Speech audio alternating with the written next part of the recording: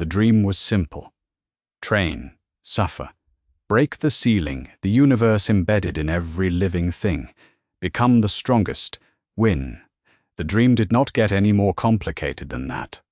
It said nothing about what the strongest thing alive was supposed to do on a Tuesday morning when everything had already been won.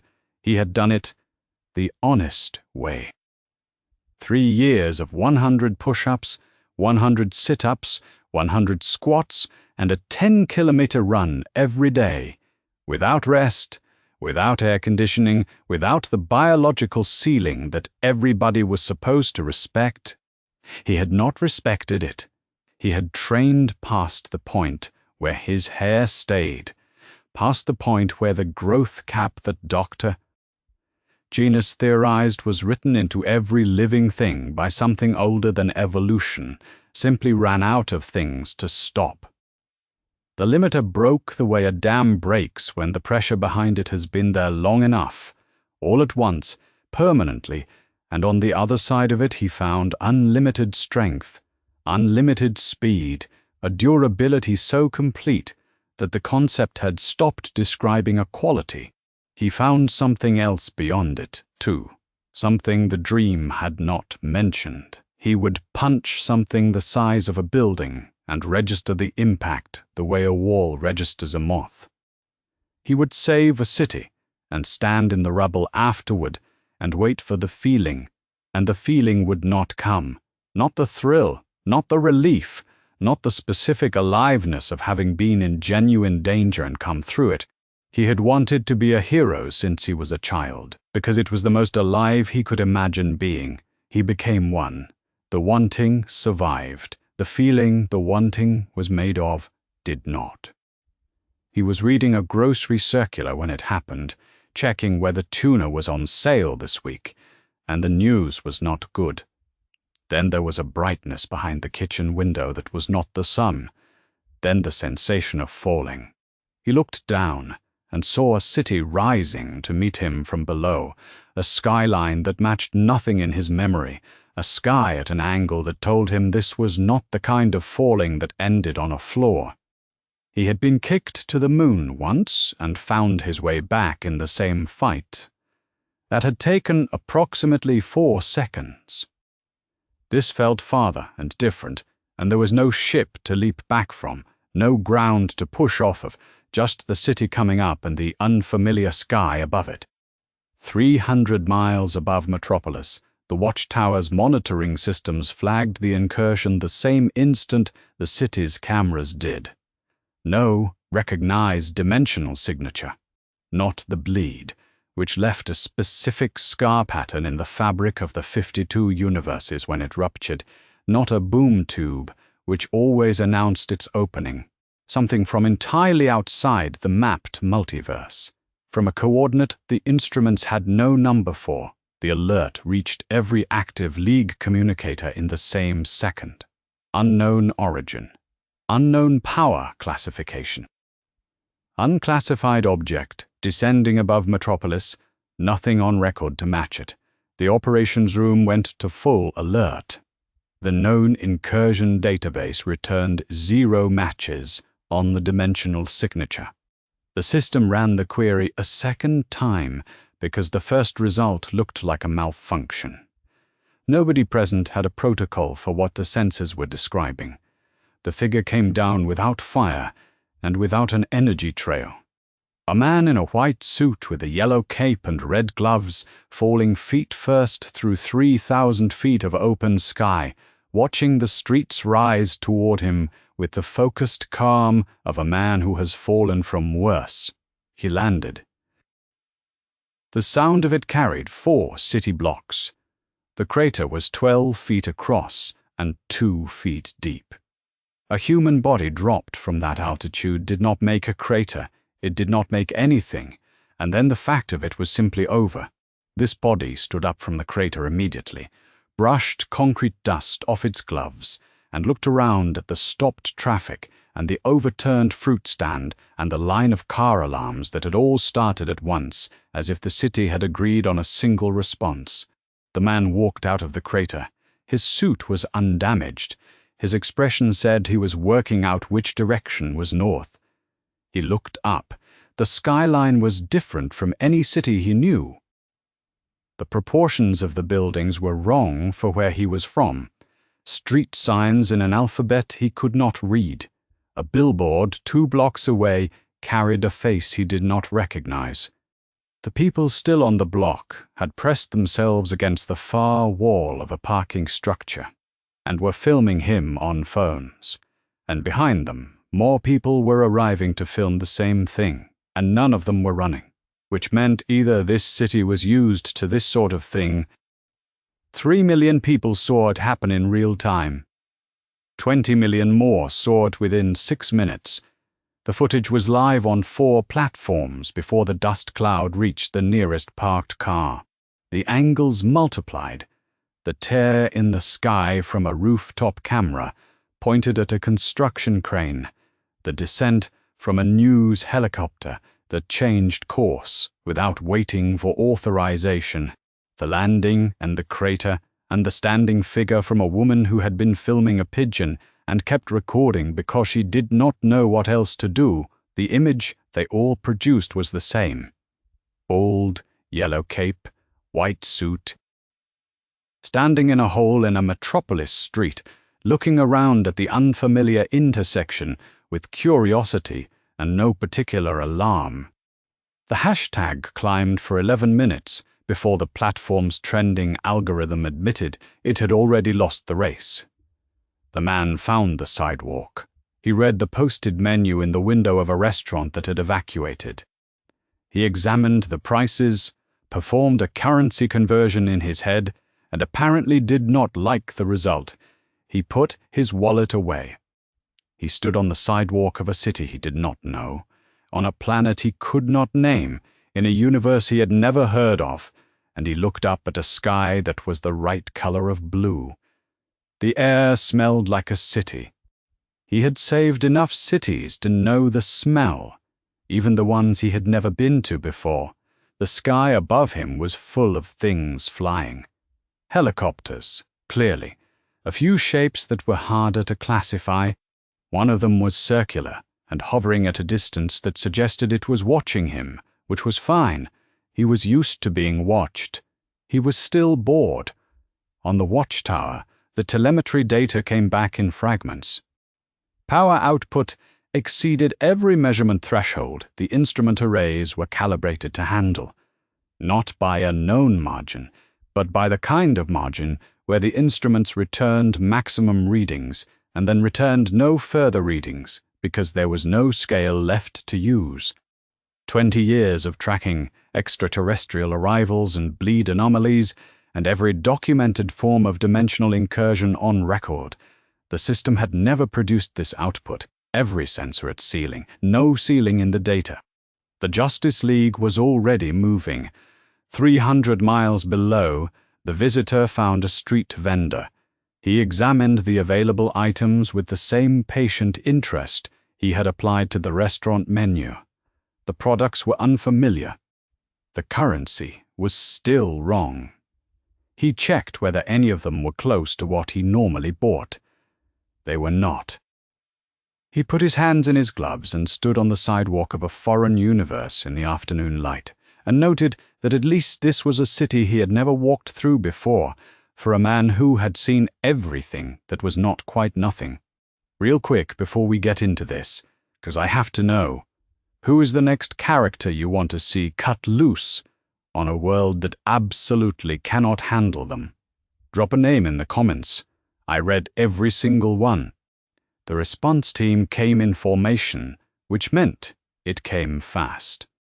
A man who needed no ship hit the upper atmosphere first, dropped through cloud cover at a velocity that turned the air around him into a brief pale trail, and landed on the near edge of the crater site while the civilians on the surrounding block. He wore the red and the blue, and the symbol on his chest was not an S.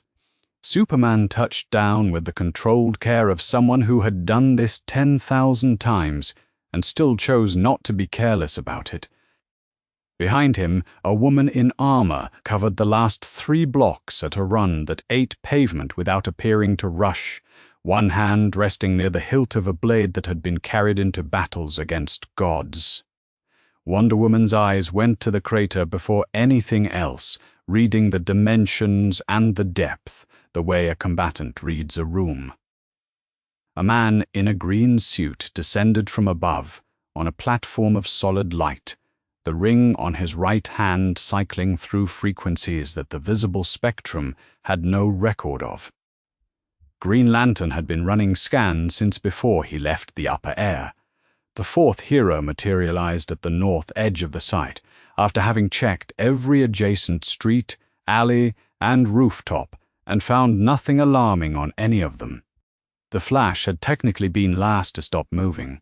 The 4 took positions around the crater without discussion, a formation they had not needed to rehearse. The civilian radius had pushed back 2 blocks in every direction. Police tape was still going up. News helicopters maintained a distance that was calibrated to be close enough for cameras and far enough to not become part of whatever happened next. The footage from the landing was already running on continuous loop across every major platform, and the camera count above the block was doubling every few minutes. The man on the crater's edge was eating something from a vending machine. He had apparently worked out the currency conversion well enough to justify the purchase, or he had decided the approximation was close enough and moved forward. He sat on a section of upturned crater wall, the yellow cape draped behind him, the wrapper from his purchase held loosely in one hand.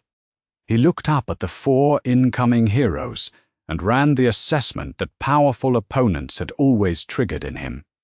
The reflex so old it had stopped feeling like a choice. He read their capability. He estimated their tier.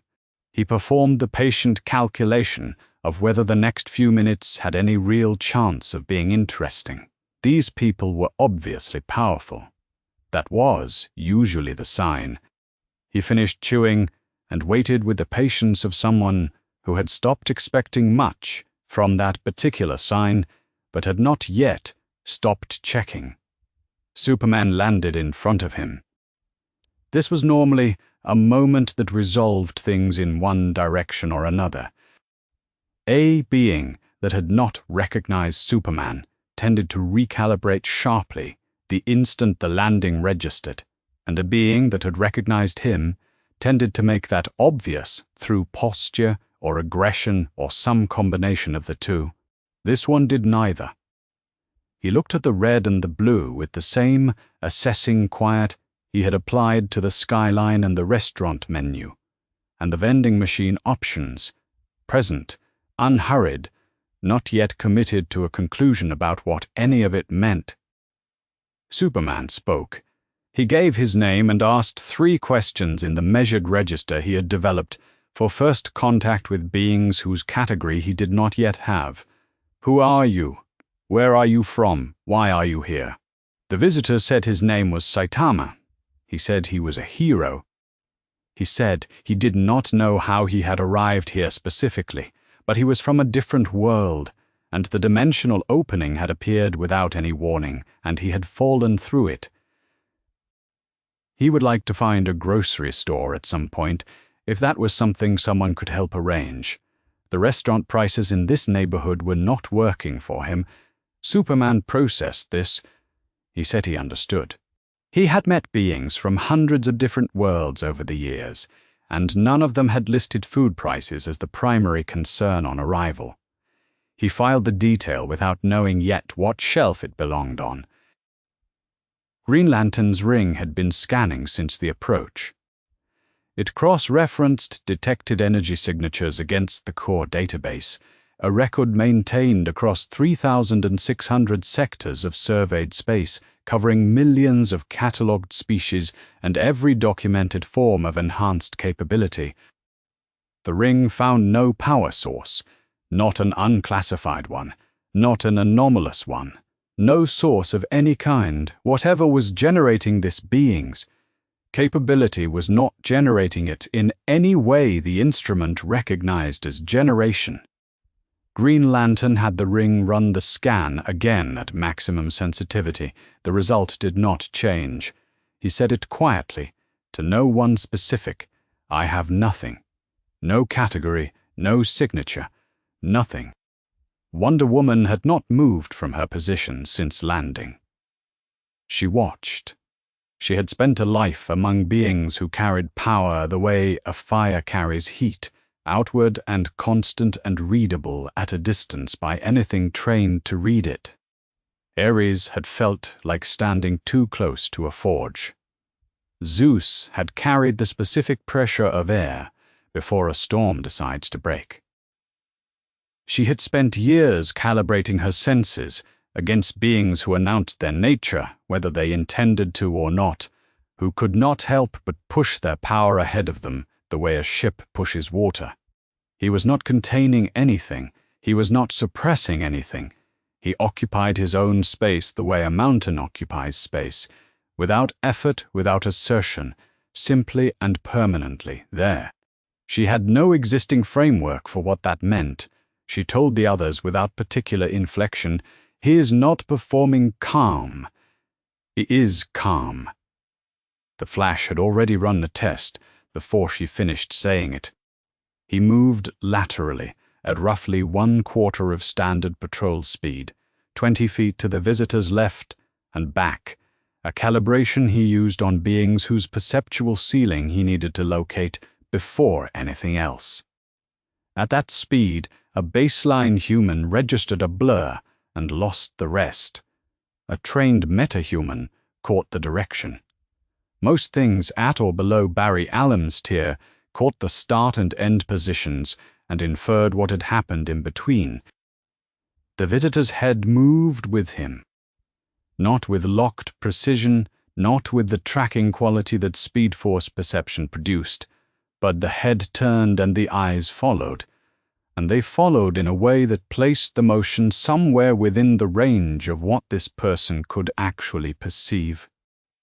Barry ran the arithmetic on that quickly and quietly, and put the result in the same place he put things he intended to think about more carefully once there was time.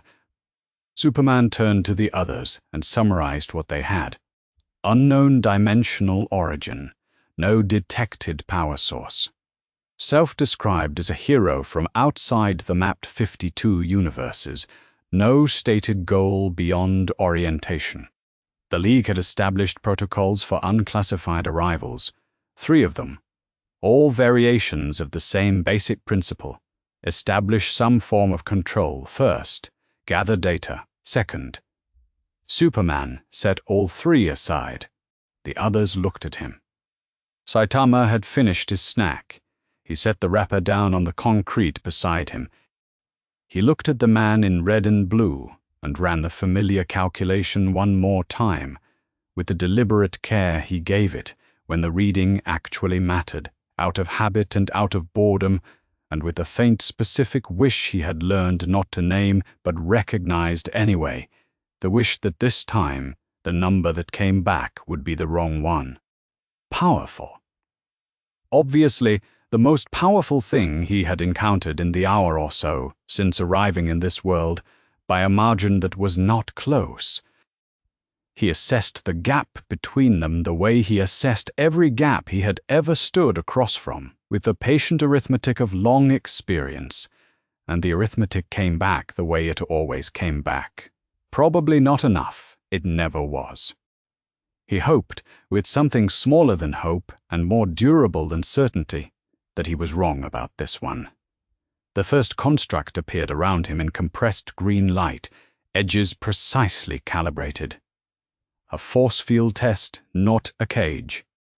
Green Lantern had run this procedure on every tier of enhanced being the core database tracked, and the protocol was exact.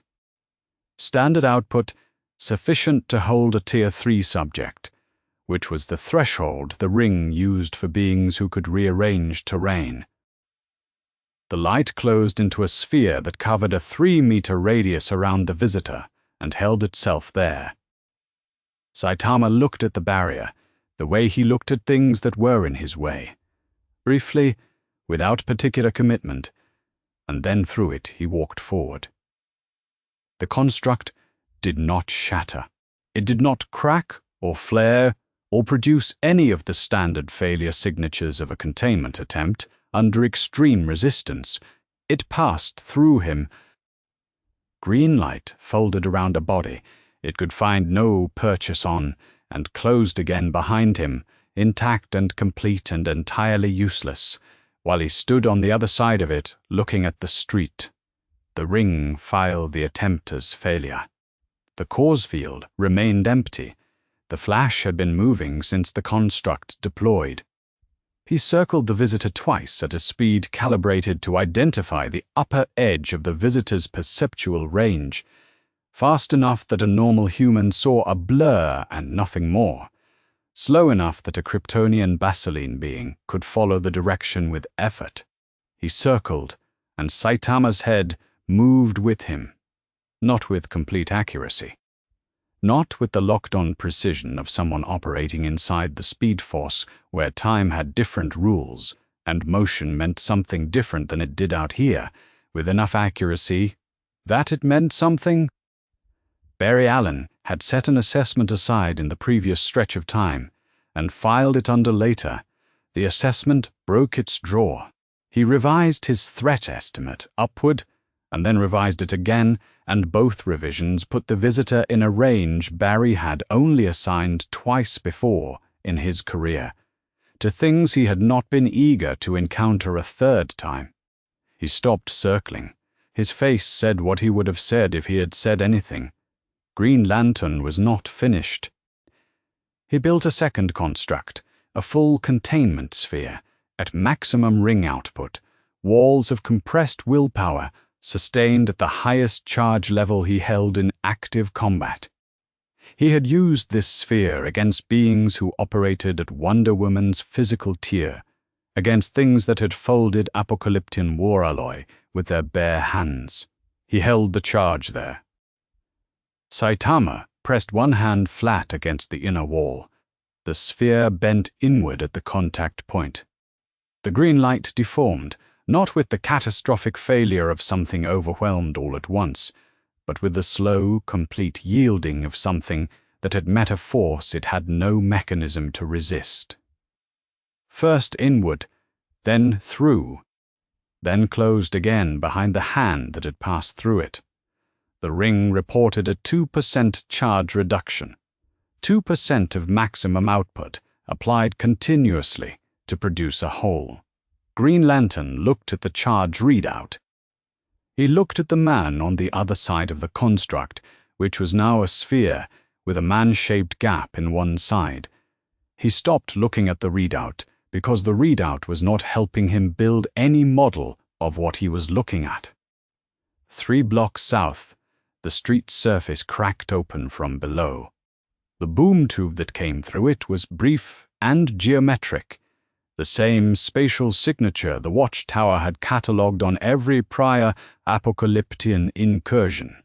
A scar in local space, a transit announcement.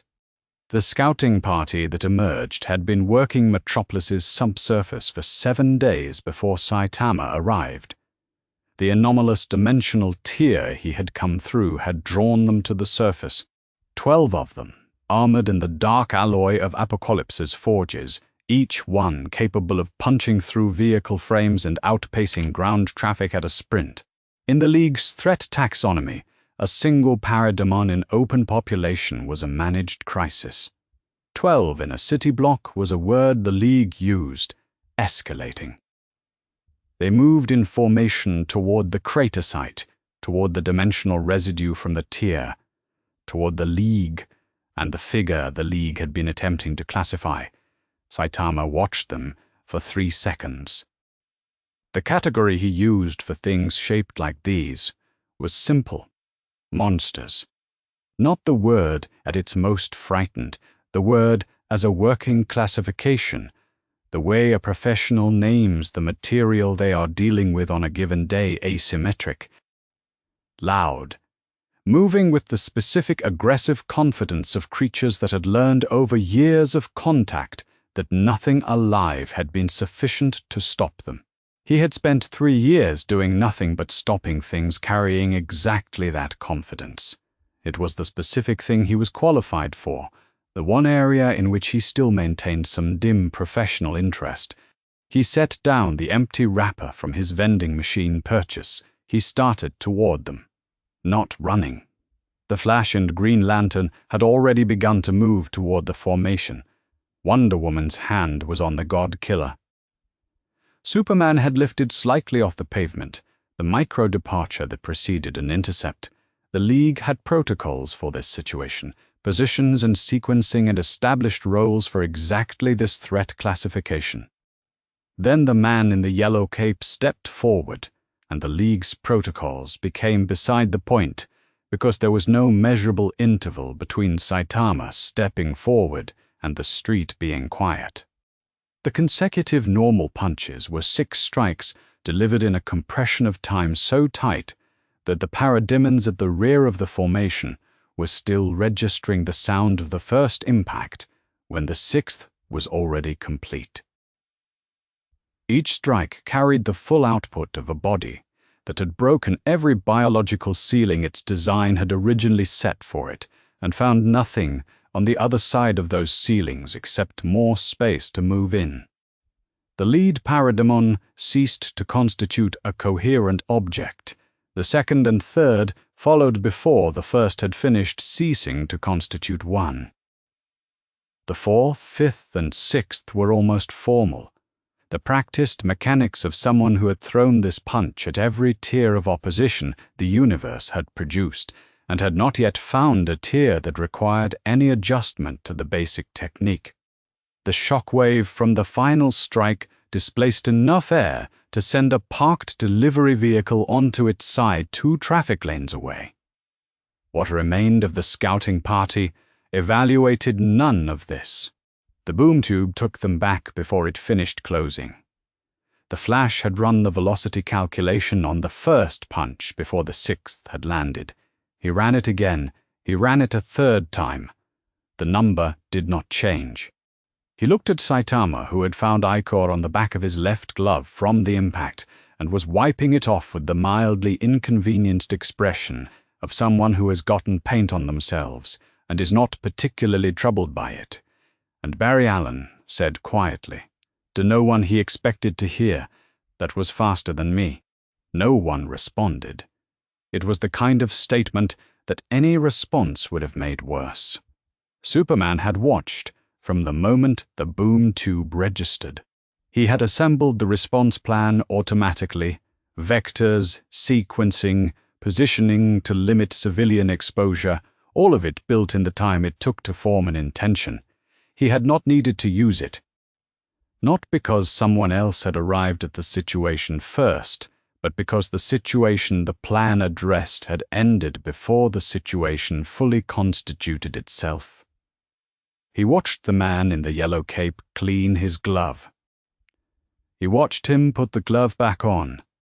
He set down every working model he had built in the 50 minutes since the crater opened, every estimate and projection and tentative calibration, and he started over from a number he had not worked from in a long time. The number was 0. He replaced the models, not with new models, but with a question he had not known. Until this moment he would need to ask. Saitama looked at the 6 craters in the pavement where the parademons had been. He looked south, where the boom tube had sealed and the street had become a street again. He put his glove back on. He said, "There are usually more than that." He said it the way someone describes a weather forecast that seemed like it was building toward something, and then came in under expectation, with the patient, specific acknowledgement of someone who had stopped, expecting the universe to follow through on what it appeared to be setting up, but who still checked every time, because not checking had never been something he had been able to make himself do. The data arrived in 4 packages: the Watchtower's sensor logs from the incursion, Green Lantern's ring telemetry from the 2 containment attempts, the Flash's field assessment, and the city's emergency response records. Batman read all 4 simultaneously, which was not how most people read things, but was how he read things when the material required it. The sensor logs produced outputs he had not seen in this form before. The measurement arrays had returned maximum readings at every threshold they were calibrated to track, and then stopped because they had no further thresholds. He had seen this with a small number of beings in his career. Those beings had contingency files labeled with words like Protocol Omega and Last Resort, and names he had given to plans he hoped he would never need to execute. He opened a new contingency file. He looked at the label and recognized that no existing category in his filing system could contain it. He left it blank and moved on. The operational picture assembled itself from the 4 sources. The being called Saitama had arrived through a dimensional tear the Watchtower's instruments could not categorize by origin. He had passed through Green Lantern's maximum output containment sphere by pressing a hand against it. He had disposed of 12 parademons in an elapsed time the Flash estimated, in the field report, as under 1 full second per target, which placed it outside any interval Barry Allen had previously applied to a living opponent in combat. The Flash's report was notable for its brevity and for a single underlined line at the bottom. Faster than me. Batman had never read those words in any field report Barry Allen had submitted. He read them twice and noted that they were underlined, which Barry rarely did. He ran the existing incursion files for comparison. The source wall anomaly records, the monitor events, the bleed signature catalog, every dimensional breach on record going back to the League's founding. Nothing matched the Tear's signature. He ran the power profiles of known off-scale beings against the sensor data. The Spectre, the Anti-Monitor, the New Gods. Hierarchy at full expression. Nothing in those profiles described a being that produced no detectable energy signature, while eliminating 12 parademons in under 12 seconds. He had a file for everything. He did not have a file for this. The standard response options moved through his analysis quickly. Physical containment, not viable. The ring telemetry had settled that ceiling with 2 attempts. Kryptonite, not applicable. The being was not Kryptonian, and the mechanism of his capability was not radiation-sensitive biology. Magic vulnerability. Nothing in the sensor data or the Flash's physical assessment suggested one. The lasso of truth. It would confirm only that the subject believed what he said, which was already the working assumption. The green ring, already established as non-applicable in the most direct possible terms. Psychological engagement required knowing what the subject wanted, and the data produced one answer to that question. He wanted a grocery store. Specifically, he wanted to know whether tuna was on sale. Batman arrived in Metropolis 6 hours after the initial incident. He spent 4 hours above it watching. Saitama walked the city the way someone walks through a city they have never been in before and find interesting enough to look at. Without urgency, without a destination, stopping to examine things that caught his attention. He read the menu posted outside a restaurant that had not yet reopened after the evacuation, performed what appeared from the angle of observation to be a currency conversion in his head, and walked on without going inside. He looked in the window of an electronics shop for several minutes. He sat in a small park for 40 minutes and watched pigeons with the attentive patience of someone who had no other obligation at the moment and did not find pigeons objectionable. He purchased something from a food cart, using approximate currency, and ate it on a bench while watching a city bus navigate around a section of the block that was still cordoned off from the morning's events. He did not scan building lines. He did not pace out distances or clock the positions of emergency response assets or assess structural vulnerabilities. He did not make notes. He looked like someone who had the rest of the afternoon and no particular plan for any of it. That was the most operationally significant thing about him, because a being with no plan and no agenda could move in any direction at any time, and the only factor that would determine which direction was whatever it decided it wanted. Batman dropped to street level. He walked across the park to the bench. He sat down next to Saitama without announcing himself, which was generally the part of this procedure where a potential threat registered his presence and responded with some form of aggression. Saitama looked at him. He took in the cowl, the ears, the suit, in the order. A person assesses things when they are curious, rather than alarmed. His expression was the same one he had been wearing while watching the pigeons. He said, "You have been following me." Batman said yes. Saitama said, "Okay." Batman asked the operational questions in the order they mattered for immediate threat assessment: world of origin, the mechanism of the dimensional breach, whether anyone or anything else was likely to follow him through it, whether this type of event had precedent in his experience. Saitama answered each one without apparent consideration of whether the information was worth giving. No, nobody was coming after him. He had no faction, no followers, no enemies currently known to possess dimensional transit capability.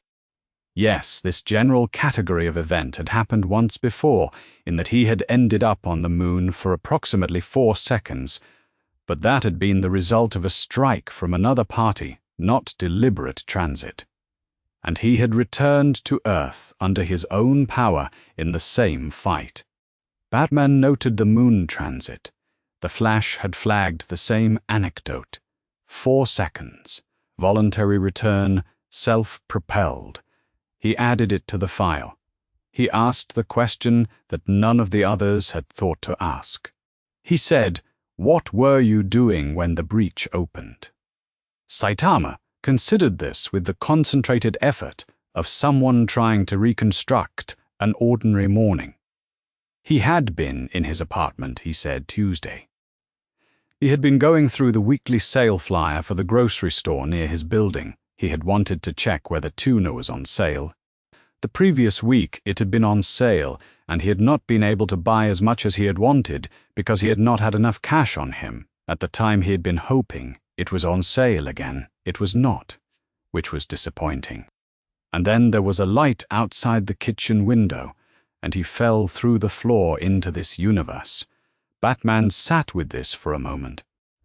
He had developed psychological profiles for beings whose motivations were legible only in terms of power, ideology, or ancient grief. He had written contingency plans for entities that had restructured reality at a level beyond the comprehension of the beings living inside it. He had, at various points in his career, categorized and filed nearly every form of dangerous thing the universe had introduced him to. He looked at the man on the bench beside him, who was now watching a second pigeon that had joined the first on the far edge of the park, and he said, "You are the most dangerous being currently on this planet, and you are upset about fish prices." Saitama said it was a good sale last week. Batman said, "I know." He had pulled the sale flyer for the relevant week before coming to Metropolis. It had been a good sale. He filed the report that evening. Classification: no existing category.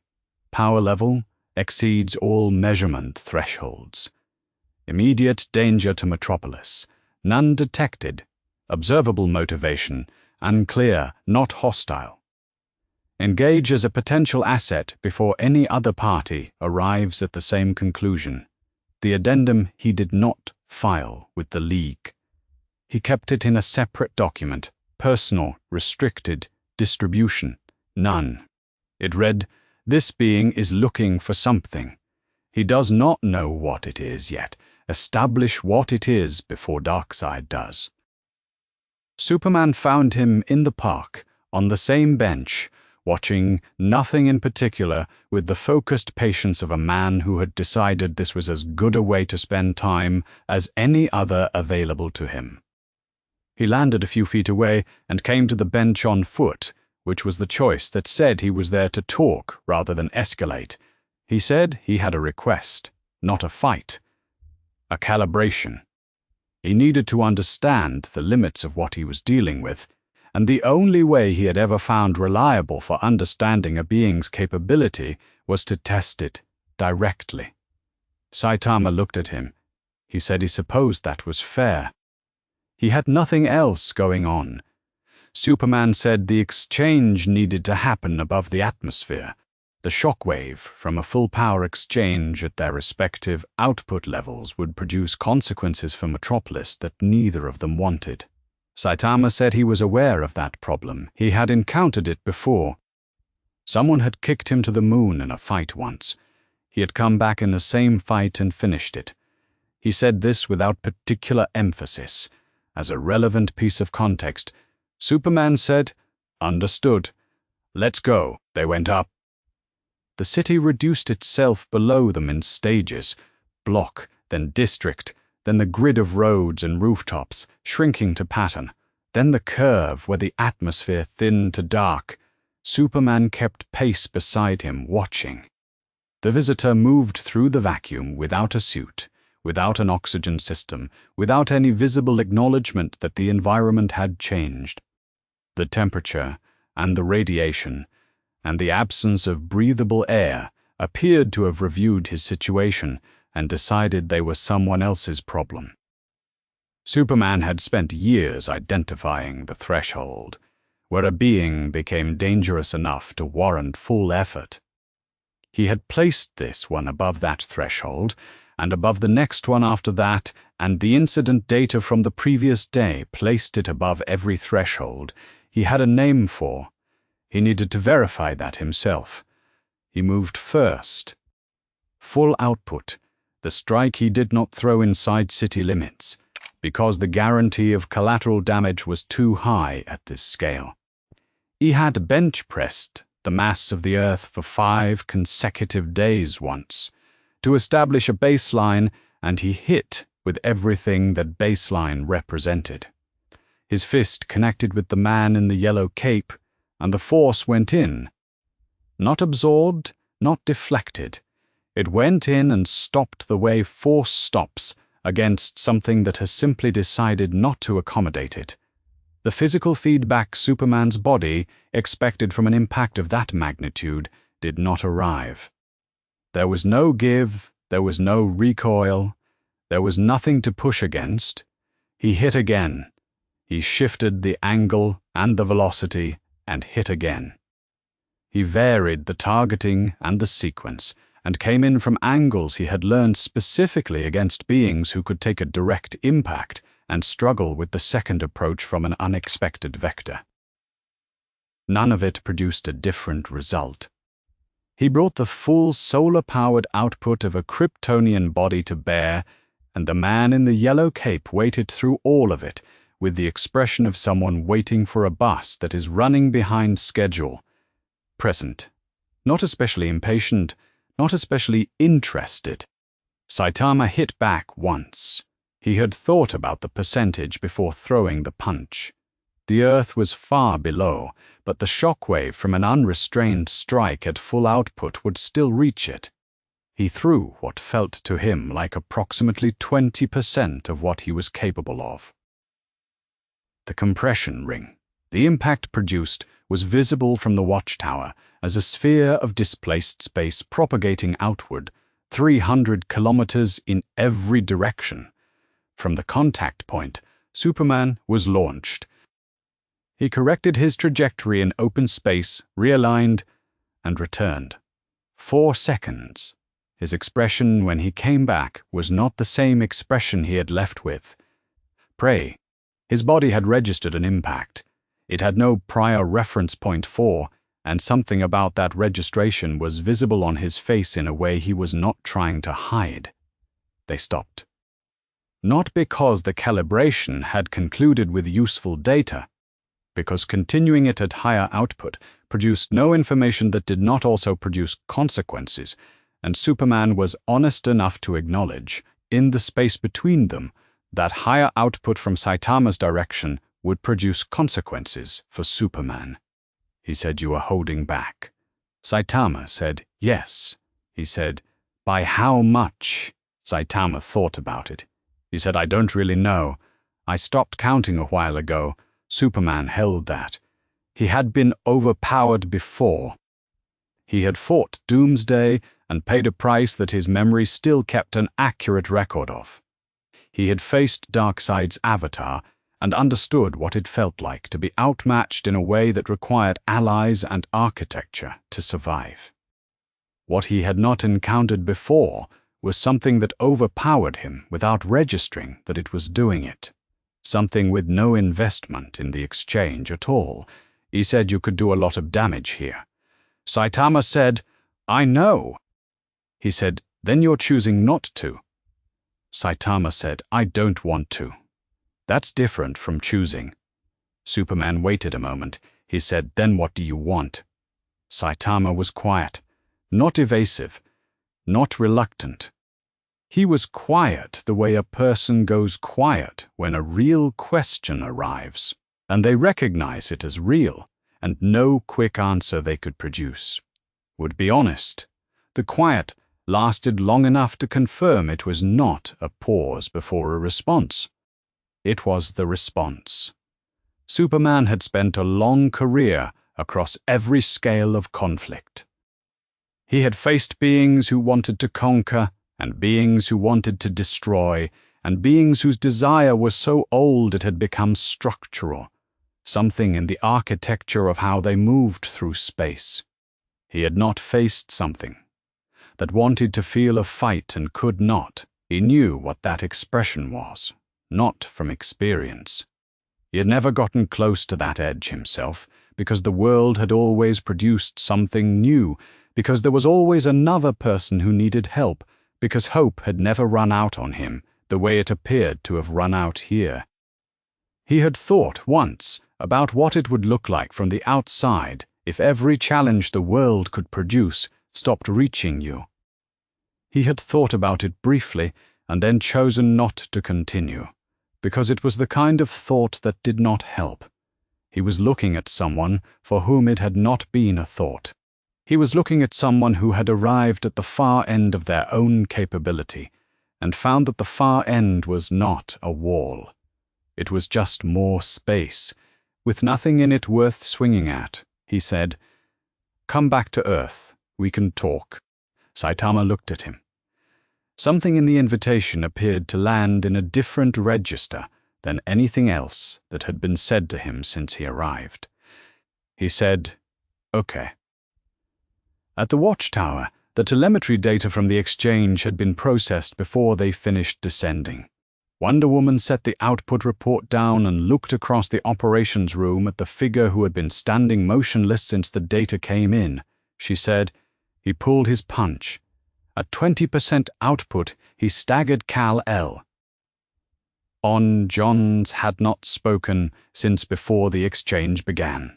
The Martian Manhunter had spent the duration of the spar reading the emotional signature of the being in the yellow cape at range, which was the capability that no instrument in the watchtower array could replicate or replace. He had read the signature through every phase, through Superman's initial full output strikes, through Saitama's single return punch, through the conversation in open space that the audio sensors had caught in fragments. He said, "There is no triumph in it." Wonder Woman said, "In the exchange." He said, "In any of it. Not in demonstrating the gap, not in surviving Kal-El's full output without registering discomfort, not in any part of what just happened.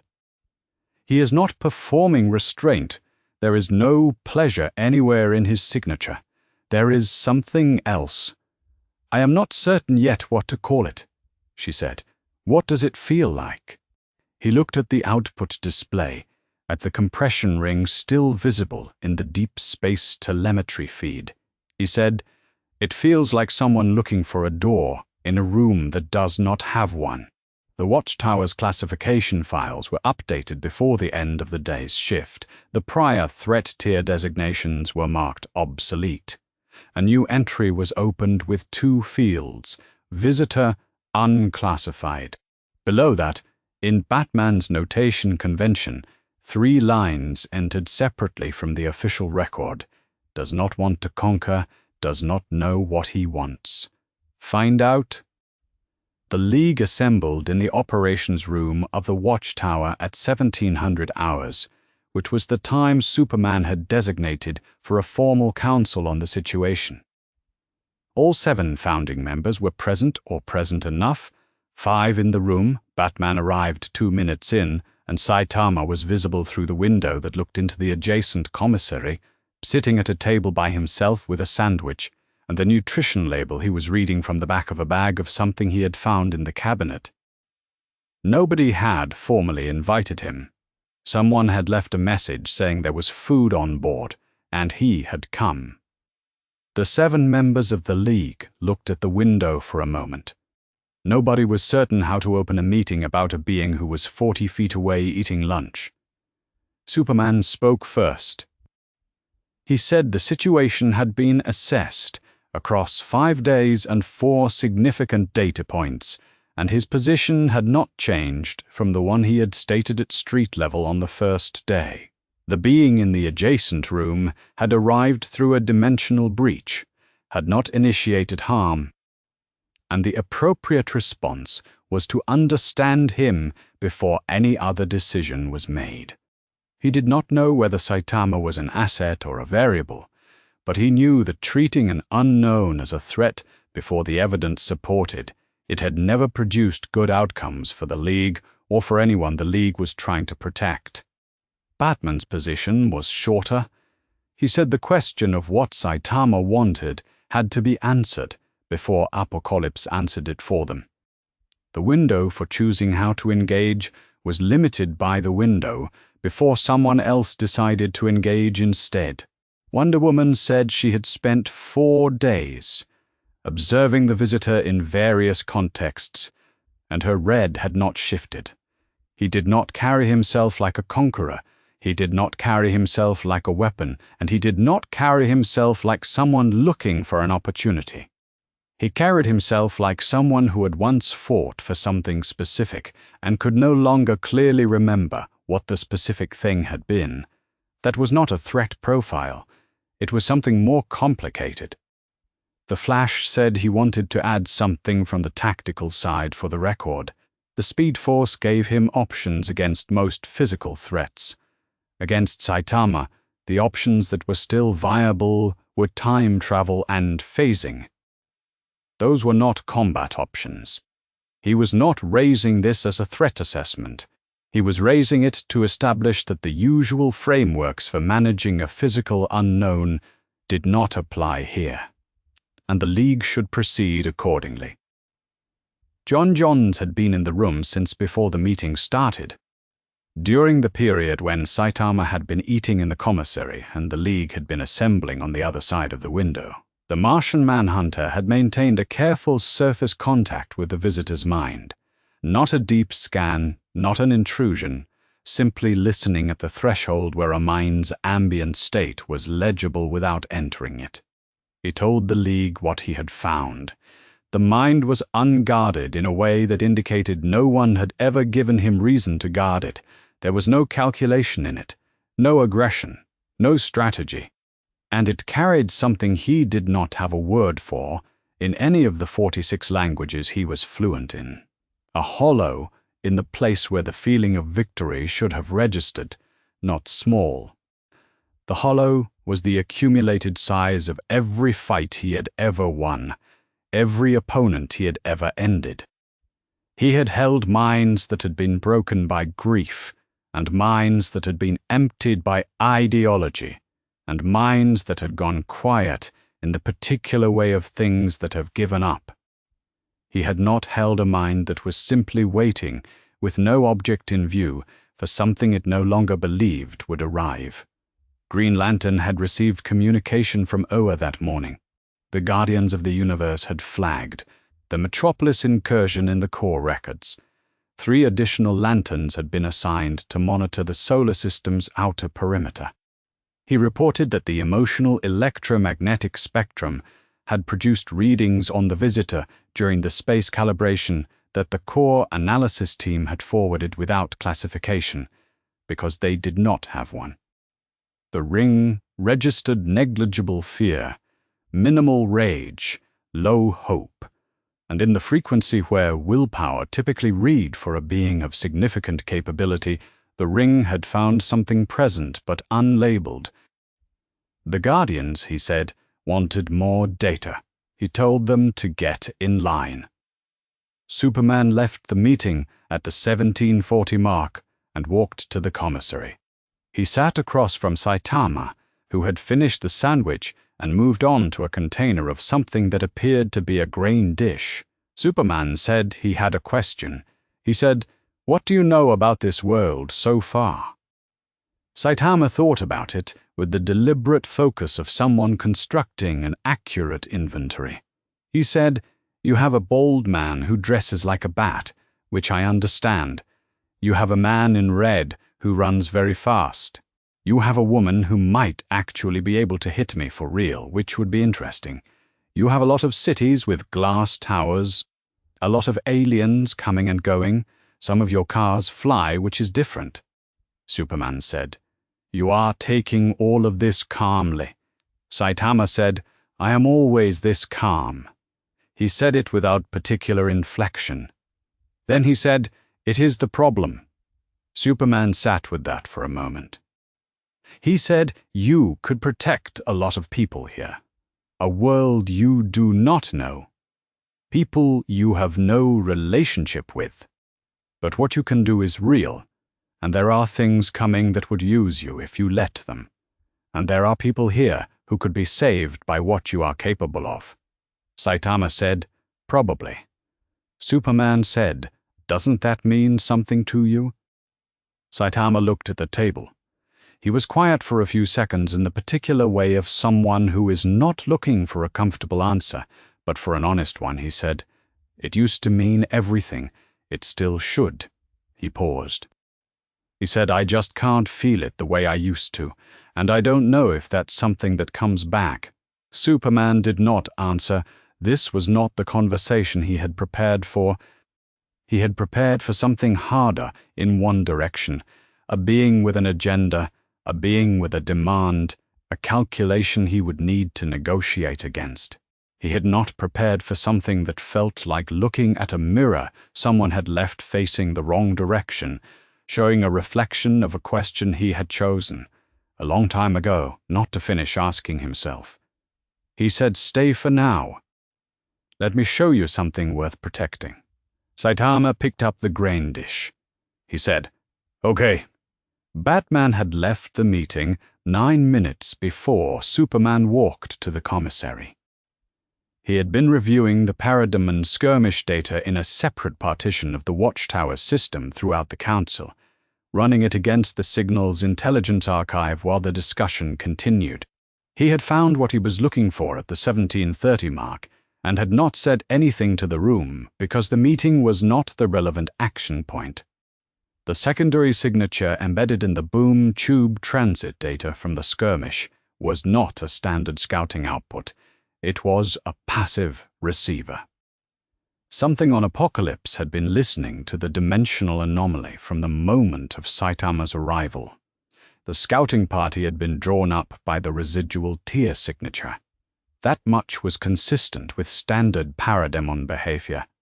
But running underneath that signal, quiet and patient, and pointed at everything that happened in that block across the following 4 days, was a feed. Apocalypse knew Saitama was here. Apocalypse had known since the first day. Batman filed the finding and began drafting the next contingency file. He did not yet have a label for it, but he had learned in the last week not to wait for the label before starting the work. Apocalypse did not look like a planet that had been conquered.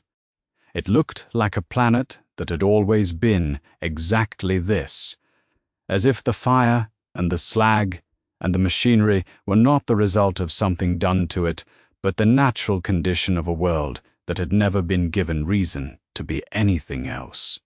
The eternal flame pits ran in lines across the surface from horizon to horizon, burning without fuel, without pause, without any function except to be the fire of apocalypse. The sound of industry that never stopped, that had been built to never stop, that had no off-position because comfort had never been a design parameter. The sky, the dark red-orange of something that had been burning for so long, the burning had become the atmosphere. The throne room of the dark god sat at the center of all of it, which meant it sat at the center of nothing. Walls that had not been decorated, because decoration implied a desire for the room to feel like something other than what it was, and Darkseid had never had that desire. The architecture of absolute authority held so long that even the stone had stopped pretending to be uncertain about its allegiance. He sat on the throne and did not move, because he rarely moved, because everything that needed to come to him came to him. Desard came to him with the compiled data at the third hour of Apocalypse's cycle, carrying it in the obsequious, careful way of someone who had spent millennia learning exactly how to present information to a being who already considered the outcome of all things settled. The master torturer and right hand of the dark god spread the sensor records across the space between them. The dimensional breach signature, the power testing sequence from Green Lantern's 2 containment attempts, the parademon elimination and its elapsed time, and the full telemetry transmitted from the passive receiver that had been active inside the scouting unit before the scouting unit was eliminated. He summarized the conclusions in the clipped, precise register he used for reports, because precision was the only style Darkseid responded to. A being from outside the multiverse's mapped structure, dimensional origin, unknown to every instrument on Earth or in the core database. Power output, in excess of measurement at every threshold the League's instruments could apply. The Parademon scouting force of 12 had been neutralized in under 12 seconds by 6 unassisted strikes, each of which produced a shockwave measurable at the outer edge of the atmosphere. The space calibration against the Kryptonian, the League's apex physical asset, had produced a result in which the being exerted approximately 20% of estimated capacity and moved Kal-El. No known elemental counter, no kryptonite equivalent. He added the emotional electromagnetic spectrum findings. The Sinestro Corps had run their own assessment from the outer system in the wake of the incident. Fear, which was their instrument's primary sensitivity, registered at baseline 0 in the being, not suppressed, not controlled, absent. The yellow lanterns had no precedent for a reading of this value in a living entity capable of voluntary action. Fear, the spectrum held, was the universal constant of mortality, the response every living thing produced in the presence of its own ending. This being produced none. Desard finished the report and waited. Darkseid said nothing. He looked at the middle distance the way he always looked at it, with the attention of someone for whom the present moment was simply one data point in a calculation that had been running for longer than the civilizations currently worried about him had existed. The parademons at the flanking positions waited. The stone walls of the throne room waited. The fire pits outside, which did not care about anything, burned in the way they always burned. Desard maintained the posture of someone who had learned, over a very long time, that patience in this room was not optional and was not a quality one demonstrated once. Darkseid spoke. He said no fear, no desire for control, no ideology, no territory, no belief in anything that could be taken from him. He said this the way someone reads a list of conditions they have been looking for. Desad moved to ask a clarifying question. Darkseid said, "He has found the anti-life before we gave it to him." Desad did not understand. He was very good at not showing that he did not understand, because showing it in this room was inadvisable. He arranged his face appropriately and waited. Darkseid did not explain. He said, instead, "Dispatch the general. Full force." A standard invasion weight, enough to require the League's full engagement and to require the visitor to make a choice. He wanted to see the choice. He wanted to see whether the visitor fought alongside the heroes of this world or watched. He wanted to see whether it changed anything about how the visitor looked afterward. He said this without raising his voice, because he had never found it necessary to raise his voice. He added one instruction. Steppenwolf was to approach the visitor directly before the engagement concluded. Not with a threat, with a message, an offer. He wanted to know whether the being could be named, whether the hollow he carried had a shape that could be given a label and pointed at something, or whether it simply existed as a condition of what he was. Both answers were interesting. He had not yet determined which one would be more useful. Darkseid had spent longer than human civilization had existed constructing a mathematics of meaninglessness. The anti-life equation was not a metaphor. It was a proof, and he had spent those millennia gathering its terms from the substrate of every world that had ever given him access to its suffering. What the compiled sensor data from the Earth incident had shown him, reviewed once in the silence of the throne room before Desad finished speaking, was something he had not found in those millennia of searching, a being who had arrived at the same conclusion not through mathematics, not through the systematic destruction of hope across a civilization. Through training, through the simple and patient act of training, until winning became automatic and discovering that automatic victory produced nothing at all. No feeling, no arrival, just more silence where the feeling was supposed to be. He was not certain whether this being constituted a proof of the anti-life equation or a refutation of it. A proof, because he demonstrated that even unconstrained capability, even every fight won, produced nothing that made existence meaningful. A refutation, because he was still here, still moving through a foreign world, still checking sail flyers, still waiting for something he could not name, still in some sense that the mathematics did not account for, still hoping. Either answer was useful. He intended to find out which one it was. The boom tubes began charging at the 4th hour. Steppenwolf, General of Apocalypse, assembled the Parademon legions in the staging corridors below the throne complex.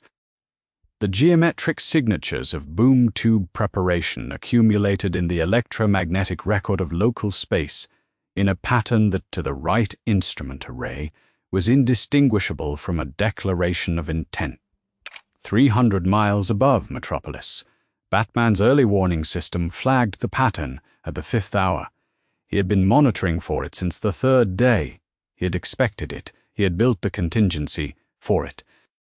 He had been right about the timeline. He had been right about everything, except how fast it was already moving. 17 boom tubes opened above Metropolis simultaneously, which was not how the apocalyptian forces usually announced themselves. Usually there were 1 or 2. A scouting party, a targeted strike. 17 at once was a statement about intentions, and the statement was, "We have assessed your defenses, and we are not concerned about them." The Parademon legions came through in formation, hundreds of units in the first wave alone, organized in the way that only a force that had practiced this specific deployment across dozens of worlds was organized. Behind the initial wave came the heavy infantry, larger units, heavier armoring, moving with the particular confidence of things that had never been told they were losing, and had no reason to expect they were about to be told that now. The emergency frequencies across every Metropolis band, lit up in the same second. The evacuation order went out 45 seconds after the first boom tube opened, which was faster than the last time this had happened to a major Earth city, and still not fast enough. The League hit them from 4 directions. Superman took the central formation, driving into the densest concentration of the first wave at full output. Wonder Woman carved through the eastern flank with the God Killer, driving a wedge into the Parademon line and holding it open long enough for the civilians below to clear the relevant streets. The Flash hit Parademon clusters at speed force velocity while simultaneously pulling civilians out of structures at ground level, which was not enough because the Parademon count in the air above the 2 western sectors kept climbing. Green Lantern built containment fields and aerial platforms and interception constructs. Working the ring at a charge level the device was not rated for, because the rated charge level was not sufficient for this many targets, and the math was very clear about what insufficient meant for the people below. They were coordinated. They were precise. They were exactly the heroic unit they had built themselves into, across years of exactly this kind of emergency. They were losing ground. Saitama watched from a rooftop, 3 blocks from the nearest active engagement, for approximately 30 seconds. He watched the Parademon formations wheel and reform and replace themselves as the League reduced them, watched the wave count in the air above the city, failing to decrease at the rate he would have estimated if the League had been the only factor. He did an internal accounting. Monsters, large scale, in very large numbers. That was his job description. He had never had a job description that included a size ceiling. He stepped off the roof. He did not fly. He fell the 11 stories to the street at terminal velocity and landed on the pavement between 2 Parademon units that had been moving toward a structure. The shock wave from the landing cleared a radius. He looked at the Parademons that were left within it. They looked at him. He started working.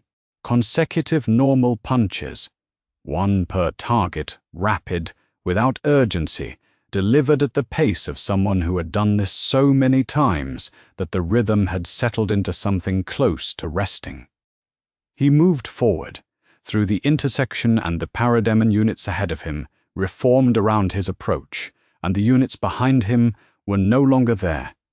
He moved through the first block. He moved through the second. The formation ceased to exist behind him in the way that weather ceases to exist after it passes through. 2 blocks to the north, the League was fighting at full capacity, and the Parademon count in their sectors was not dropping fast enough. In Saitama's sector, the count was dropping faster than the League's sensors could update the display. The Flash ran the comparative numbers during a civilian extraction and set the result aside, because it was the kind of number that was better processed privately. The boom tube that opened at 1,500 feet was larger than the others. Steppenwolf, General of Apocalypse, descended through it with his electroaxe in his right hand and the posture of someone arriving at a situation that was already his by right of designation and authority. He had commanded the Parademon legions across more worlds than he could name, and he descended, now reading the battlefield below, the way he had read 1,000 battlefields, where the line was breaking, where the apex unit needed to be directed. He found the Parademon count data in the BattleNet frequency, and looked at Saitama's sector. He looked again. He descended faster. The electroaxe hit Saitama across the forearm at full strike weight, which was the swing Steppenwolf used against beings in the Kryptonian physical range, the weapon that had cut through Amazonian defenses and left its mark on every serious opponent he had ever engaged. The axe released its electrical current and its heat through the contact point, the full output of a near-indestructible weapon wielded by a new god who had been killing things since before this planet had its current arrangement of continents. Saitama stopped walking. He looked at his forearm, He looked at the point of contact where the axe was still pressed against it. He looked at Steppenwolf. His expression was the expression of someone who has been outdoors in a light rain and noticed that it was, in fact, raining. Not distressed, not threatened. Present and mildly interested in the data. He said, "Oh." Steppenwolf read the reaction in the fraction of a second that his combat experience gave him for reading reactions. He had fought the Kryptonian, who met weapons with defiance. He had fought the Amazon, who met weapons with fury. He had fought gods of war and cosmic champions and things whose names he did not know and whose category he had to invent in the moment. He had fought nothing that said, "Oh."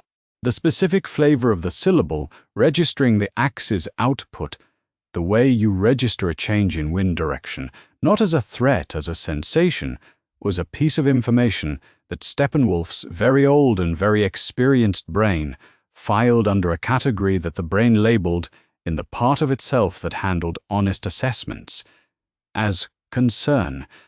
Saitama punched him once. Not a serious punch, the same effort level he had used against the Kryptonian in the space above the city. Approximately 1/5 of what he could do, calibrated to not demolish the atmosphere. Steppenwolf was not demolished. He was removed. The trajectory carried him upward through the 1,700-foot altitude line and through the upper atmosphere and into a recovery arc in space that his physiology could survive and which would take him several days to complete, somewhere between this world and its largest moon. The electro-axe reached the outer edge of the atmosphere ahead of him and continued on a slightly different vector. The remaining Parademon force lost its command structure in the same instant the general disappeared from the BattleNet frequency. It simply happened the way retreat happens when the architecture of command is no longer present, each unit making the same calculations simultaneously and arriving at the same answer. Wonder Woman watched him from the position she had held on the eastern flank for the duration. She had seen Kryptonian strength. She had stood beside beings who had moved the elements and bent the architecture of space. She had never, in any of it, seen someone move through a battlefield at that speed with that specific absence on their face. Not concentration, not satisfaction, not the focused intensity of a warrior in their purpose. Something much quieter than all of those things, and much harder to name. She said, to no one in particular, he didn't enjoy any of it. The Flash was standing next to her. He had been standing there for several seconds, which was a long time for him. He said, "I know. That's the part I can't figure out." The boom tubes closed. The sky above Metropolis went quiet in the way it goes quiet after something very large and very loud has ended. Not silence exactly, but the sudden awareness of what silence had sounded like and the recognition that it was possible again. The smoke and the displaced concrete settled slowly across 6 city blocks.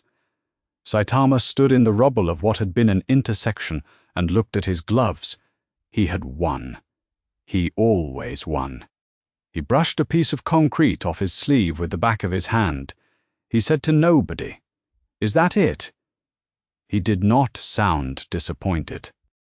He sounded like someone who had asked the question already knowing the answer, and had asked it anyway, because not asking would have meant accepting that the answer was always going to be the same. A single boom tube opened above Metropolis at the 72nd hour after the invasion, which was 3 days later, and which the Watchtower's early warning array detected 4 seconds before the transit completed. The signature came in before any other data, and it was the one signature in the system that caused every alert to fire simultaneously. Not a category designation, not a threat tier estimate, just the raw recognition of a specific electromagnetic pattern. Darkseid. He came through alone. No parademon escort, no advance formation, no secondary units arriving on flanking vectors. One figure descending from the boom tube at walking pace, without urgency, in the way of something that has never needed to arrive faster than it wants to, because everything it needs to find has always, eventually stayed where it was. The grey of his form against the sky above Metropolis was the specific grey of stone that has been stone longer than anything nearby, and the light around him did not behave the way light behaved around other things at his altitude. It neither caught him nor passed through, simply acknowledged him and moved on. The League mobilized in the interval between the boom tube opening and Darkseid's feet touching the ground, which was enough time to assemble and enough time to hold the assembled position. Superman read the approach vector. Darkseid was not moving toward a civilian population. He was not moving toward the League's perimeter. He was moving toward the rubble field from the 3-day-old invasion site, moving toward the figure who had been sitting on a piece of displaced concrete in the middle of that field for most of the morning. Moving toward Saitama. Batman said, "Wait." He said it the way he said things he had already decided before saying them, with the specific weight of someone who had built a contingency for this exact configuration and knew that the contingency's first instruction was not to move. Superman said, "I know." He did not look away from Darkseid's approach vector. He was aware that standing behind a perimeter while a new god walked toward a person they had accepted, however provisionally, into their orbit was not the thing the symbol on his chest was supposed to mean. He was also aware that Batman was right. He held the position. Saitama had been watching the descent from his position on the debris for the last 2 minutes. He was bored, not unobservant. He had noticed the single boom tube. He had noticed the absence of any army coming through it. He had noticed the figure that came through it instead, had watched it descend, and had been running the familiar calculation the whole way down, an estimate of capability, a read-on threat, the patient arithmetic of someone assessing what they were about to be dealing with. He stood up. The scale of the presence was different from anything else he had encountered in this world. The parademons had been nothing. The general had been something. This was the version of something where the word something no longer carried enough weight, where the closest honest description was a gravity that preceded the body producing it, the sense of absolute authority that did not need to declare itself, because it had been the fact of every space it had occupied. Been solid. Saitama looked at Darkseid and paid attention, which was a thing he did not often need to do anymore. Darkseid stopped 10 meters from him and looked at him with the patience of a being who had already decided the conversation would go where he needed it to go, regardless of what occurred between now and then. He said, "I know what you are, not what you can do. What you are. You found the truth before anyone gave it to you, before anyone taught it to you, before anyone proved it to you with armies or equations or revelation. You trained until you broke the mechanism the universe built to stop you. And on the other side of it, you found what I have known since before your species had fire, that it means nothing, that victory means nothing, that power means nothing, that the feeling you were chasing does not exist at the end of the road you walked. You are not a hero who lost his way. You are the anti-life equation's only honest proof. The only being in any universe I have studied who arrived at the truth without being shown it." Saitama listened to this. He did not interrupt. When it was done, he was quiet for a moment in the way of someone making sure the other person had finished. Then he said, "I don't think so," Darkseid said. "You feel nothing." Saitama said, "I feel bad when I get the wrong flavor at the convenience store. I feel fine on a good Tuesday." He said this without defensiveness or performance. He said it the way someone gives a correction to a factual error, plainly without investment in the other person's reaction to it.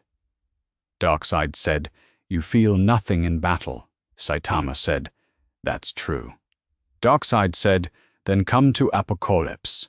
You have no home here. You have no purpose here that you did not have everywhere else. At least there, the emptiness you carry would not be an anomaly. It would be the condition of the world around you, at least there. It would be honest." Saitama said, "I don't want to go to Apocalypse." Darkseid looked at him for a moment. He raised his eyes. The Omega beams left them in the twin red-black arcs that had ended things across universes, not in a straight line, never in a straight line, in the precise spatial-temporal curves that adjusted in real time to the target's position and velocity. They were not aimed at Saitama in the way weapons are aimed. They were sent, in the way inevitabilities are sent, toward a destination that had already been determined. They curved through the space above the rubble field. And they arrived. They connected with Saitama's chest. He did not move. He looked down at the contact point, the Omega beams, which erased, which disintegrated, which had reached through the architecture of reality to end things that had survived every other form of damage, pressed against a surface, and did not pass through it. The narrator will be honest here, because the piece has promised honesty on this point.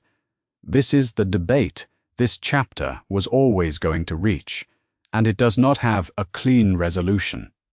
Whether Saitama's durability, which had held against physical force and energy at planetary scale, extended to an effect that operated at a conceptual level rather than a kinetic one, is the question the fan community will argue in perpetuity, and arguing it with false confidence in either direction. What can be reported is what was observed. The beams reached him, they connected, and he is still there. He looked up at Darkseid. He said that tickled a little. Something shifted in the architecture of Darkseid's attention. Not in his expression, which did not change, because his expression was not the kind that changed in response to events. In something deeper and less visible than expression, in the quality of stillness that surrounded him, which had always been the stillness of absolute certainty and was now a slightly different thing. He had carried the Omega effect since before the new gods had names for what they carried. He had used it across every campaign of every anti-life war. He had fired it at beings of every tier the cosmos had produced, at champions and gods and the occasional abstract embodiment, and the result had always been the same result. He had never encountered a surface it could not pass through or a target it did not reach. He had no file for this. He had no category for this. He was, for the first time in longer than most civilizations currently existing in this universe had been alive, looking at something that had happened and genuinely did not know what it meant. He did not show this. He was very old and very good at not showing things. He stood in the rubble field 3 days after his invasion had been ended by a single figure in a white suit, and he looked at that figure, and the figure looked back at him, and neither of them moved. The Omega beams had reached their target, and the target was still there looking at him. He filed this. He did not have a category for it yet. He would. The League held their perimeter and watched. Somewhere behind Saitama, on a trajectory that the watchtower's sensors had been tracking for the last 8 seconds, Superman was already moving toward them. Superman landed between them. Not at the perimeter, not at a calculated safe distance, but between them. In the rubble field, 8 meters from Darkseid and 12 from Saitama, which was close enough that his landing displaced the dust from both sides, and far enough to face both of them without turning his back on either. He looked at Darkseid. He said, "He is not yours." Darkseid looked at him with the patience of something very old, being interrupted by something comparatively young. He said he arrived at the conclusion, you have spent millennia refusing to accept. He trained until he broke the mechanism the universe built into every living thing, and on the other side of it he found what I have always known. He feels nothing in battle. He wins every fight and gains nothing from winning. He is the anti-life made flesh, and he walked here from a world that did not need him and will not notice he is gone. Superman said no, he is not. He turned so he could address both of them, which was the wrong position tactically, and the only honest one. And he said, I know what you feel, or I know what you do not feel. And I know what Darkseid is telling you, that the absence is the truth of things, that it means the universe is what he has always said it is. It is not. What he calls anti-life is what happens to power when power is the only currency you trust. When you measure everything by whether it can stop you and nothing by what it is worth, the feeling of stopping things stops being a feeling and becomes a function. You didn't lose something the universe never intended you to have. You spent it down to zero on one investment, and the investment was becoming something nothing could challenge. He was looking at Saitama when he said this, and he did not look away. You made yourself the apex, and the apex is the loneliest place there is, because from there you can see everything and reach none of it. Darkseid said, you are telling him the pleasant story, the comfortable lie. You chose to believe the feeling was real so that you could keep performing the rituals of heroism without confronting what heroism actually costs at the end of the road. You chose the story because the alternative was the truth. And the truth is what this being carries on his face every time he looks at a fight that cannot reach him. He said it plainly, without elevation, as a statement of operational fact. Every morning I wake up and I could rule this planet before the first hour. I could end every conflict in it before anyone else knew there was a conflict to end. I choose not to. That choice costs something every single time I make it. It costs restraint. It costs the knowledge of what I am not doing while I am doing the slower, harder thing. That cost is the feeling. You cannot have the feeling without the cost. The cost is what makes it real, and the cost is not available to something that has already made itself the final answer to every question. He looked at Saitama. He said, you did not lose the feeling. You paid it forward to something you cannot undo, and now you are standing in the change it bought. But the people are still there, the ones you couldn't feel, but kept protecting anyway. Every single one of them was real. Saitama said nothing. He had been quiet through all of it. He looked at Superman. He looked at Darkseid. He thought about a Tuesday morning in a different world, with a grocery flyer on the kitchen table, and the news that tuna was not on sale, and the light through the window, and the specific quality of having nothing ahead of him that mattered. He thought about what Superman had said. He did not say anything. He thought about it. Darkseid turned the Omega beams toward Superman, not to kill. He was making a point about what happened when sentiment was stripped from the available options, and the point required Superman to not be present for its conclusion. The beams left his eyes in the twin red-black arcs that curved through space-time toward their designated target, with the inevitability that had made them the defining instrument of his wars across 4 universes. They did not miss. They had never missed. They curved through the 8 meters of rubble-filled air between them and arrived precisely where Superman was. Saitama was there instead. He had moved in the interval between Darkseid firing and the beams arriving, which was a smaller interval than the instruments in any direction could accurately measure. He had not planned it. He had not run a calculation or assessed the tactical geometry. Someone was about to get hurt, and he was a hero, and that was what heroes did. They got in the way. He had been doing it since before he had a costume, in a world where the monsters were smaller, and he had not stopped doing it in the years since everything had stopped requiring effort. It was the one reflex the boredom had not reached. The beams reached him. The same result as before. He looked down at his glove. He looked up at Darkseid. He said, "You talk a lot." He punched him once. Not a serious punch. The same tier of effort he had applied to the space test with the Kryptonian, to the general's removal from the lower atmosphere, to every exchange in this world that had not presented him with a reason to go further. One punch from a standard ready position at approximately 1/5 of what he was capable of when he was actually trying. The telemetry the watchtower recorded from the shockwave described the force output in the notation the instruments used when their measurement ceiling was exceeded a number that was the maximum representable value, followed by a symbol that meant, and beyond this we have no further data. Darkseid's physical form left Earth.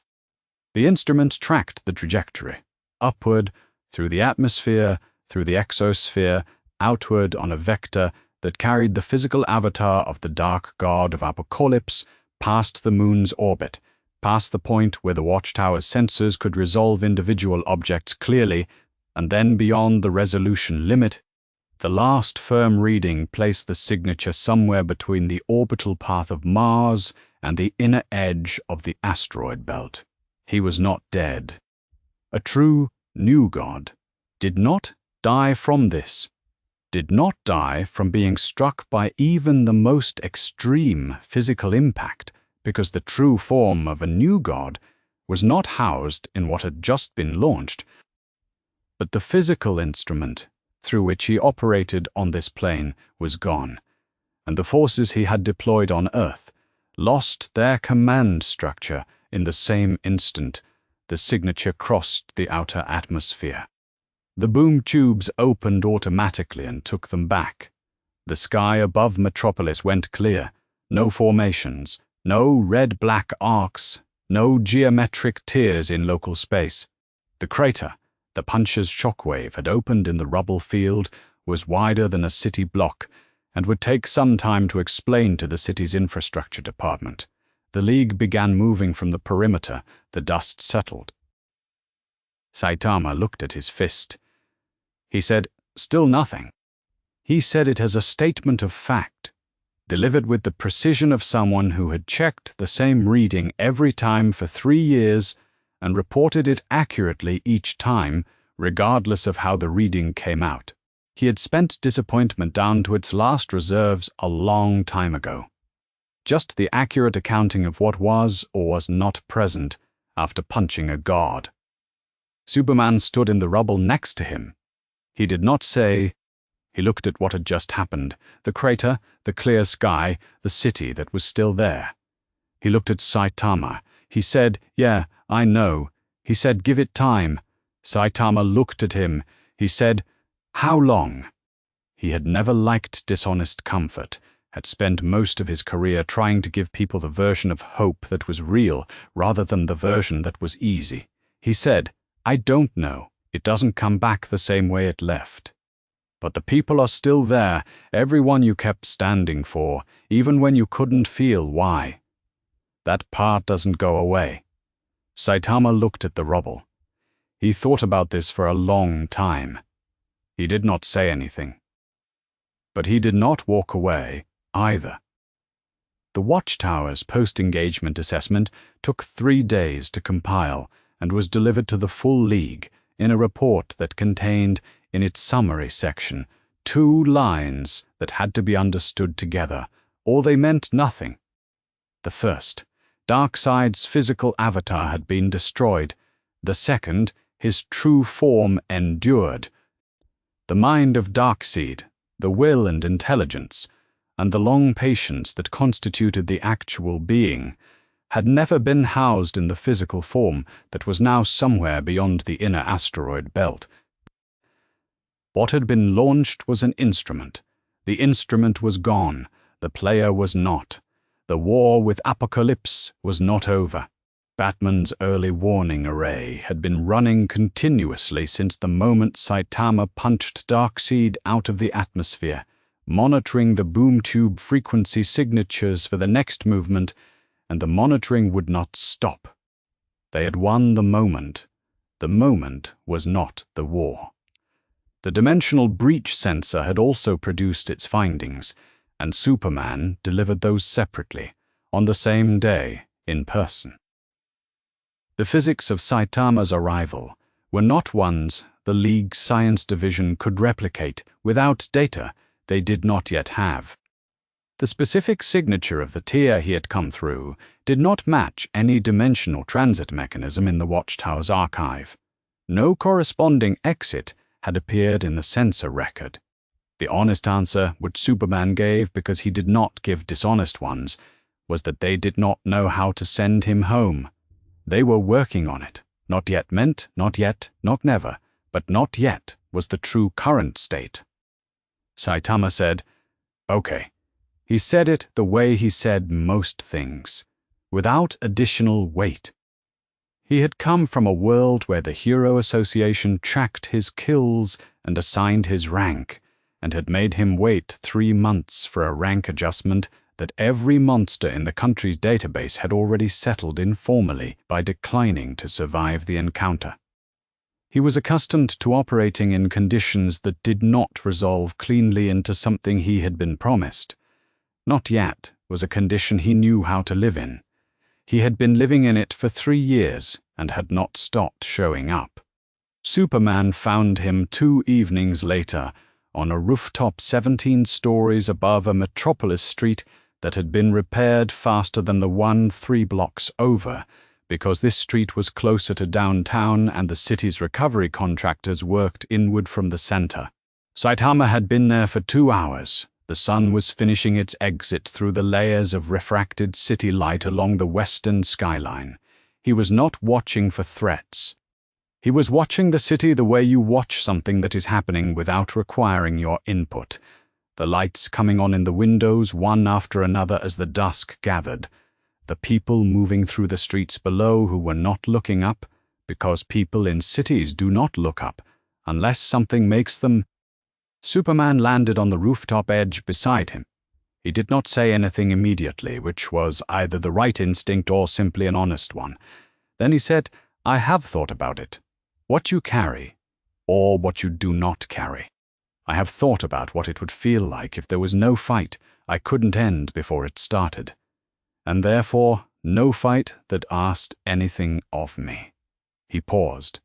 He said, "I have thought about what would be left on the other side of that. What I would be.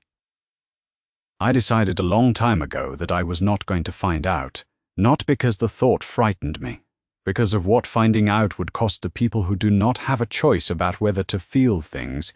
They do not get to opt out of fear, because I opted out of challenge. I chose to stay in the range where things can cost me something. That was the choice. I make it every morning." Saitama looked at the city. He was quiet for a while. He said, "I don't think the choice you made is possible for me anymore.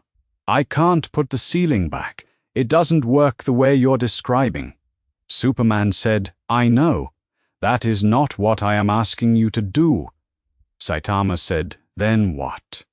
Superman said, "Stay." He said it simply as a practical recommendation, rather than a sermon. The people down there do not know what you are. They know someone was standing between them and something that came from another world and was not going to stop. And it stopped. That is what they know. That is not nothing. Even when it does not feel like anything to you, it is not nothing to them. And they are still there. Every morning they are still there. Saitama looked at the street below for a long time. He did not say yes, he did not say no. He watched a bus navigate around a repaired section of the road surface and disappear around a corner. Wonder Woman found him separately the following afternoon on the same rooftop. He had apparently decided it was a useful place to be when he had no specific purpose, which was most of the time. She did not lead with what had happened. She did not say, "Well done" or "thank you" or any of the things that would have been true and would also have been insufficient. She sat down beside him on the roof ledge, which was not a thing she usually did, but which was the right posture for the conversation she had come to have. She said, "I have fought gods my entire life. The genuine ones, the old ones, the ones with real authority in them. Most of them wanted something from the fight. Power confirmed, territory claimed, grief answered, some form of satisfaction from the outcome." She looked at him. She said, "You did not. There was nothing in you that needed the fight to give you anything. That is rarer than the power," she said. "Much rarer." And she meant it as the acknowledgement it was, not as comfort. He said it without pride and without dismissal. He knew that was the problem. Batman arrived the evening after Wonder Woman, which meant he had been watching the schedule and had chosen a slot that did not overlap with anyone else's, which was the kind of operational efficiency that was so habitual it had become indistinguishable from personality. He landed on the rooftop without announcement. He did not sit down. He said, "I have calculated the probability that Darkseid initiates a second direct engagement within the next 14 months. The number is high. I will not tell you the number because the precision would be false comfort, but I will tell you it is high." He said this without particular expression, the way he said things he had already accepted as facts before saying them. He reached into a compartment in the suit and produced a communicator, small, black. He held it out. He said, "Not a request, not a commitment. If something moves on that frequency and you are still here, you will hear it when we do." He gave Saitama the communicator and left the way he had come, which was without ceremony. Saitama held the communicator in his palm for a moment. It was light. Lighter than it looked like it should be, the way well-made things sometimes were. He put it in his pocket. He was a hero. That had been the description since before he was strong enough for it to be an interesting description, and it had remained the description on the far side of everything that training had done to him. For fun. He did not know if this was fun. He genuinely could not tell, which was either the boredom problem or an honest assessment of a situation that was objectively strange. But it was something to do while they worked out how to send him home, and the portal was not open yet. And the people, as Superman had said, and as the rooftop view confirmed every evening when the lights came on, were still down there. He looked at the city. The lights were on. The bus from earlier had completed its route, and another one had taken its place. The people below were doing what people in cities do in the evening, moving between one place and another, carrying things, stopping at corners, existing in the specific, complicated way of things that were alive, and did not know they had been in the path of something. He stayed on the rooftop for another hour. 3 weeks after Darkseid's physical form left the solar system, Saitama had a metropolis apartment. It was smaller than his old one, which he had not thought would be possible, but which turned out to be available if you looked on certain streets and did not mind certain definitions of adequate. The rent translated through the conversion that the League's finance office had arranged for him as a temporary operational measure to a number slightly lower than what he had been paying, which he considered to be the universe providing a mixed but not unfavorable data point. He had found the grocery stores within the first week. The prices were calibrated for a different income distribution than he was accustomed to, and the specific brands were wrong, but the categories were correct: rice, eggs, vegetables, protein, and occasionally something sweet if the price was right. The tuna had been on sale the previous Tuesday. He was reserving judgment on what this meant about his situation overall, but was noting it as a neutral indicator. The communicator Batman had given him sat on the kitchen counter, next to it because he had put them in the same place when he had unpacked. sat his Hero Association ID card, the laminated card from a world that could not receive a transmission from the communicator beside it. Printed with his name and his rank, and a photograph that had captured his expression at the exact moment he had realized the registration process was going to take 4 separate forms and 2 background checks. A-class rank 39. The number the Hero Association's credited kills and public recognition algorithm had assigned after failing to credit him for most of the monsters he had ended because nobody had been watching at the time. He looked at the 2 objects on the counter every morning when he made breakfast. The ID from one world, the communicator from another. Neither of them said anything useful about where he was currently standing. The bank robbery happened on a Tuesday, which he later considered was appropriate, given what Tuesdays had come to mean in his operational history. He was walking to the grocery store 3 blocks from the branch because the sale on tuna was at that location and not at the closer one. He passed the bank's glass frontage and looked in and saw 3 men in the process of establishing a hold-up. 2 with weapons pointed at the teller positions, 1 managing the customers on the floor. He went inside because that was what he did. The door opened and the first robber turned and pointed his weapon at the new arrival and stopped. The second robber recognized him. This was, he supposed, the civilian reaction that the news footage had eventually been building toward the man from the news. The bald man in the yellow cape, the one who had stood in the rubble field while Darkseid fired something that had erased beings across 4 universes. The second robber said something brief to the first robber. The first robber looked at Saitama. He looked at his weapon. He made the calculation that every person in this situation made, which was, "Is there a version of this that ends well for me?" And the answer came back very quickly. All 3 of them put their weapons on the floor and kneeled with their hands behind their heads before he had said a word. Saitama stood in the bank lobby and looked at the 3 surrendered men on the floor. He had not hit anyone. He had not needed to. He had walked through a door and been recognized, and the problem had resolved. There was no threshold of difficulty that had failed to be met, no fight that had ended before it got interesting. No impact registered and dismissed.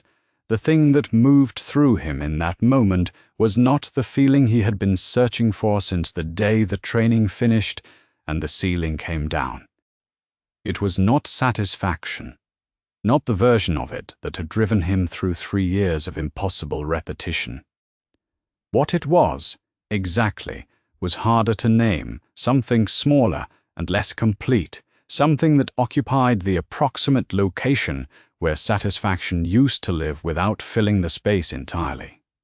Adjacent, the specific feeling of a gap being acknowledged rather than closed, but it was something. After everything, it was still something. He waited for the police and gave a statement and got to the grocery store before the tuna sold out. That evening, the communicator on the counter blinked with a message from Batman, which was not an emergency signal and was not a summons. It was a flag preliminary movement on the Apocalypse frequency watch, the passive receiver signature they had been monitoring since the day after the invasion, not an escalation, a data point. Batman did not send data points without context, which meant the context was the timeline he had calculated was still running, and running approximately on schedule. Far outside the city, beyond the solar system, beyond the mapped structure of the 52 universes, and the bleed that connected them, on a world whose sky was the permanent dusk of a dying age. Slowly, by the standards the process required, months at minimum before it would be functional. But the true form of Darkseid had never been housed in any physical avatar, had never been disrupted by any impact, had been thinking continuously since before the punch and had not stopped. He was thinking about a surface the Omega effect could not pass through. He was thinking about what that meant for the mathematics he had been building for millennia. He had needed to revise his calculations before. He was patient with revision. The answer he arrived at was the same one he arrived at from every direction. He would need a different kind of approach. Not power. At the outer boundary of the multiverse, at the source wall that marked the edge of everything mapped and catalogued and known, something registered an anomaly in its monitoring record. The instruments at the wall were very old and had tracked many things, breaches, attempts, the occasional being of sufficient ambition to try the wall and insufficient reality to survive the attempt and become instead part of its surface. They had not tracked this before. A dimensional signature from outside the mapped structure, from a coordinate outside the 52 universes and outside the bleed between them, arrived complete, intact, currently in a small apartment in a city called Metropolis and making grocery decisions. The instruments noted this in the patient, ancient way of instruments that had been noting things for longer than most of the civilizations currently inside the wall had been aware there was a wall. They would continue noting it. They were interested. Saitama sat on the Metropolis rooftop at dusk, in the place he had been sitting most evenings. The city lights came on below him in the sequence that the city's electrical grid produced every evening at this time, building outward from the center as the automatic systems responded to the falling light. He could see, from this roof on a building across the district, a billboard that displayed the symbol he had come to recognize, the red field with a crest that was not the letter it resembled. The Kryptonian glyph for hope, which was not an S, which had never been an S, which meant the thing it had always been built to mean. He looked at it for a moment. He was still bored. The boredom was, as far as he could tell, a permanent condition. He had punched a god and felt nothing, and the feeling had not come back, and there was no reason to expect it would. He was still here. That part was a choice, or close enough to a choice to count as one, and he was making it every day in the patient, habit-worn way that 3 years of impossible training had built into him, not because it felt like anything, but because the people were still down there and the portal home was not open yet, and he was a hero, and this was what heroes did when the fight was over. He looked at the symbol across the district. He stayed on the roof until the city was fully lit. Okay, if you made it this far, you already know what this series is about. Now I want to know who is next. Saitama just punched the dark god of apocalypse out of the solar system with a normal punch, and felt nothing doing it. Who else gets dropped into a world that is not ready for them? Drop your pick in the comments below. I am reading every single one, and the strongest arguments are going into the queue for the next video.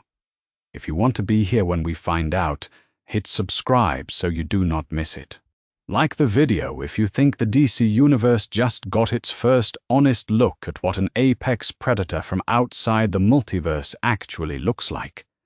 Thank you for watching every chapter of this